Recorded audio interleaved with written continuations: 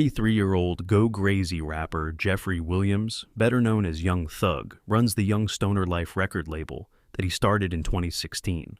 He is an award-winning rapper and pioneer of the melodic trap sound, known for his unique mumble-like delivery and taste for pop production sensibilities.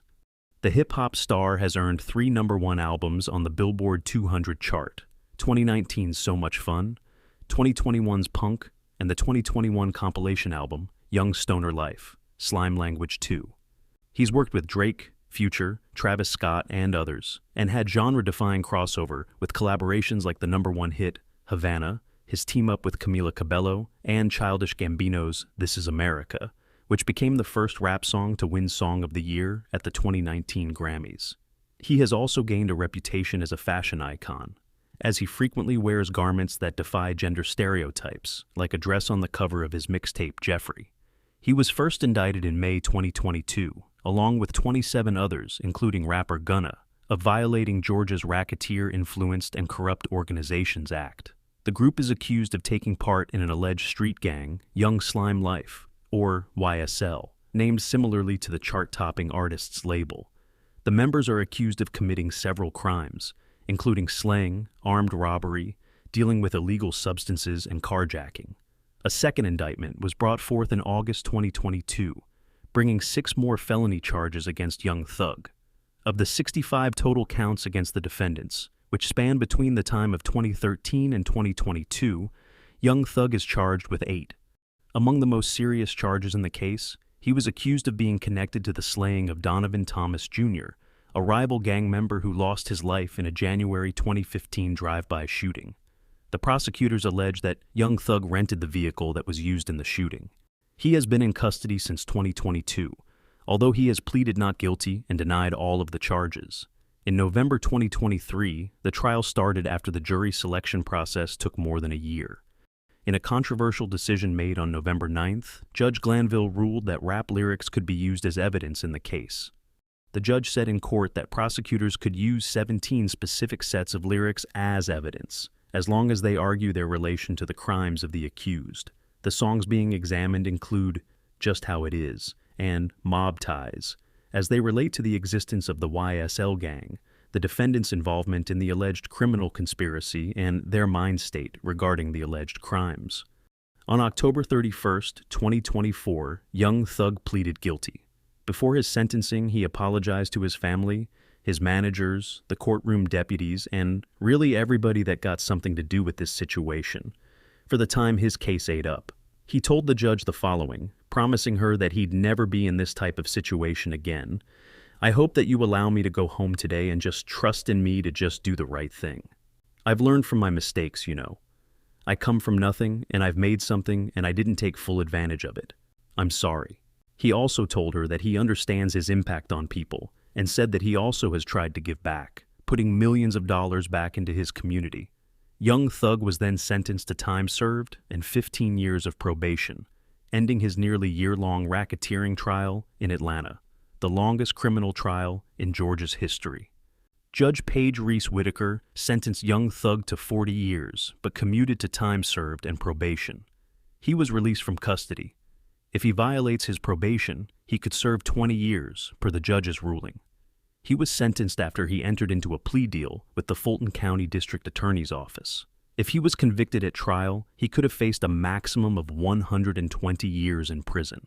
As a part of the deal, Young Thug pleaded guilty to several charges, including 3 illegal substance charges and 2 gun charges and 1 gang charge.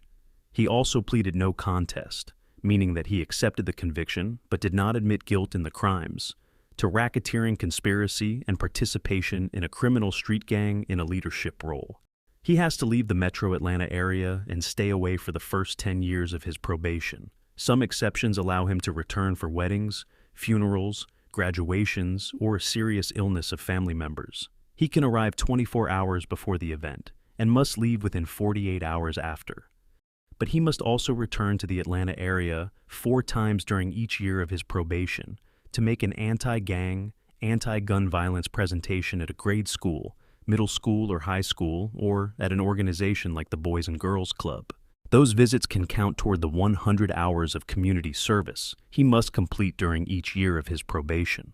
He also cannot knowingly have contact with any member of a criminal street gang. The judge said that includes other people named in the indictment, with the exception of his brother and the rapper Gunna, with whom he has contractual obligations. He also can't contact the victims in the case or their families, may not own a gun, must not use substances other than those prescribed to him, must submit to random substance tests, and must allow searches of himself and his property and electronics. This case has also been marked with controversy and drama, including past judges being recused from the case, and the rapper's attorney, Brian Steele, being charged with contempt of court. 3 of Young Thug's co-defendants, Quamarvius Nichols, Marquavius Huey, and Rodalius Ryan, also took plea deals. Young Thug and his girlfriend, Mariah the Scientist, whose birth name is Mariah Amani Buckles, have started dating in October 2021. She was studying biology at St. John's University when she decided to leave school to pursue a career in music instead. In the process, she reached out to Young Thug in March 2021 to collaborate on a song, and the two began dating 6 months later. Mariah stood by him after he was arrested. When he was released on October 31st, she shared a few words. "This is more than what we prayed for. We are so grateful. This is the greatest opportunity we've ever been presented with." On December 9th, 2023, the police were called to a townhouse in Liberty Township, Ohio, for a report of an infant being shot around 1:50 a.m. At the scene, the officers found the infant suffering from a gunshot wound to the head. She was taken to UC Westchester Hospital, where she was listed in critical condition. The shooter was the little 5-month-old girl, Myra's grandmother, Mia Harris. She broke down a locked bedroom door after firing a handgun through the bedroom door multiple times, shooting at several family members before intentionally shooting Myra at close range while laying on the bed. After the shooting, the authorities said that Harris fled the area and was later arrested without incident. When deputies asked her why she shot her granddaughter, they said Harris replied, "That was not my grandbaby. Sorry, not sorry." In early October 2024, 43-year-old Mia Harris pleaded guilty, and on October 29th, she was sentenced to 9 to 12 years in prison. In exchange for her plea, 3 other counts of felonious assault and 1 count of firing a weapon into a habitation were dropped. Destiny Buffington, Myra's mother and Harris's daughter-in-law, said during sentencing, "What you did will never go away. She will never have a grandma again. You took that from her. You took me having a mother-in-law. You took everything away from me. I had to plead for my life, and then you shot my daughter in front of me. That will never go away. And I stand here today 10 times stronger than the woman I was a year ago." Destiny said her daughter, who spent 65 days in the hospital, will have seizures and special needs for the rest of her life. Myra has had 3 surgeries and will have another in 2025. Defense attorneys argued in court that the grandmother snapped due to a mental health episode. Her attorney said, "Call it a breakdown, call it a mental breakdown, she just snapped." Prosecutors say 3 doctors evaluated Harris, and it's true her mental health was a concern, but prosecutors say 2 doctors found she didn't have a severe mental health condition. They believe it was substance abuse that caused her to shoot her granddaughter that night. 55-year-old Jay Johnston is an actor and writer who starred in Bob's Burgers, Anchorman, and Arrested Development.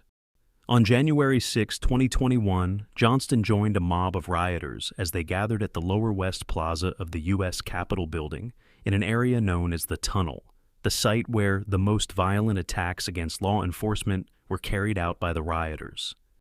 At around 2 p.m. that day, Johnston was seen filming the events on his cell phone as he stood with the crowd behind a row of police barricades. After 40 minutes, as the rioters removed the barricades, he made his way to the U.S. Capitol building through the Lower West Terrace and onto the inaugural stage. Johnston then made it past the rioters and reached the entrance to the tunnel at approximately 3:03 p.m., where he made a series of hand gestures, including pounding his fists together and pointing, appearing to encourage rioters to enter the tunnel. Johnston exited the tunnel at around 3:13 p.m. on June 7, 2023.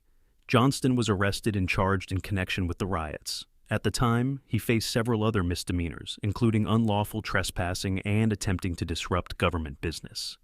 In July 2024, he pleaded guilty to one felony count of civil disorder for obstructing the police during the attacks. On October 28th, he was sentenced to 1 year and 1 day in jail. He was also sentenced to 24 months of supervised release and ordered to pay $2,000 in restitution.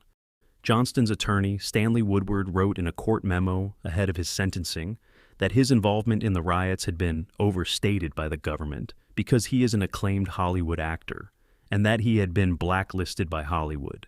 He asked that Johnston's sentence be reduced to 4 to 10 months. However, the prosecutors argued in court that Johnston showed a lack of remorse over his actions as a photo was shared of him, allegedly dressed as January 6th rioter Jacob QAnon Shaman Chansley at a Halloween party in 2023. Before his sentence, Jay Johnston briefly told the court that his role in the attacks was reprehensible.